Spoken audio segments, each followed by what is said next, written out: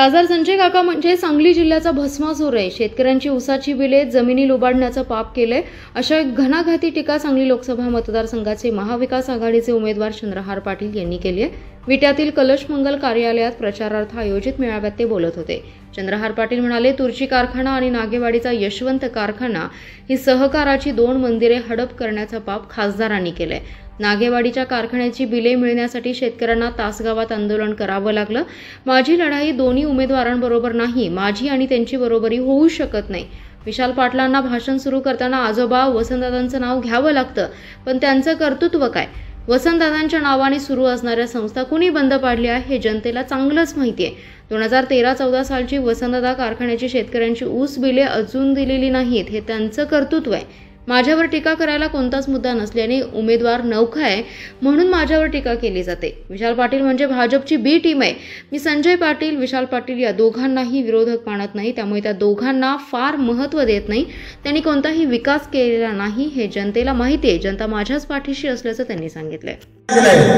कुणावर जास्त काही बोलायचं नाही, पण तरी सुद्धा आज विरोधकांकडून हा उमेदवार चालणार नाही ही एकच टीका होते, कारण दुसरं काही त्यांना माझ्यावर काही बोलायलाच नाही.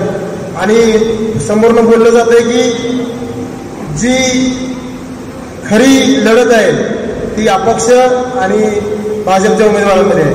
आणि खरं ती बोलते, ती खरं बोलते. माझी लढाई तुमच्या बरोबर नाही, तुमची माझी बरोबरीच होऊ शकत नाही.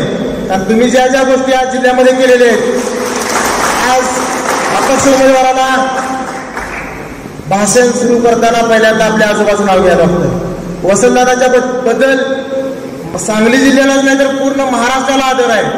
आम्हाला एवढं नाव वसंतदादांचं आहे, पण त्या वसंतदादांचं नाव आज घेतल्याशिवाय तुम्हाला भाषणाला उभा राहता येत नाही. सुरुवातीला आजच्या वृत्तपत्रामध्ये मी अनेक ठिकाणी वाचलं की वसंतदादांच्या नातवाला सांगली जिल्ह्यातील जनता विजयी करेल. आता तुमचं कर्तृत्व काय आहे? तुम्ही जिल्ह्यासाठी काय केलं आजपर्यंत? किती संस्था चालवत्या, किती संस्था बंद पाडल्या, ह्या गोष्टीविषयी काहीतरी बोललं पाहिजे. का फक्त एकच म्हणायचं की हा उमेदवार चालणार नाही, मग आमची शर्यत ह्याच्या बरोबर नाही.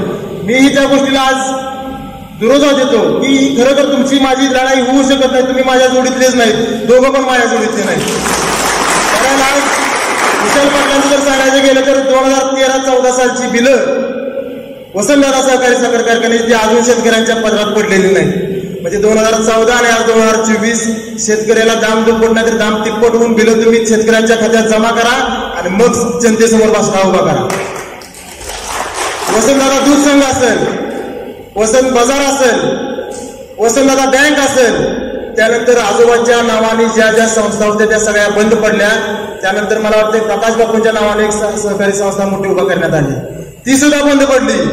म्हणजे वडिलांच्या नावाने जी संस्था चालू केली ती सुद्धा बंद पडली.